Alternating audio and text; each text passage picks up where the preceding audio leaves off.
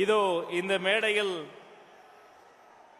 சந்திரன் வந்து விட்டார், அங்கு சூரியன் மறைய தொடங்கிவிட்டது. தமிழக வெற்றி கழகத்தின் தலைவர் அவர்கள் நம்முடைய கொள்கை தலைவர்களுக்கு மலர் தூவி மரியாதை செய்ய இருக்கிறார். அனைவரும் அமைதியாக உங்கள் இருக்கையில் அமரும்படி கேட்டுக்கொள்கிறோம். முழு நிகழ்ச்சியும் உங்களுடைய ஒத்துழைப்போடு நடக்க இருக்கிறது. தமிழக வெற்றி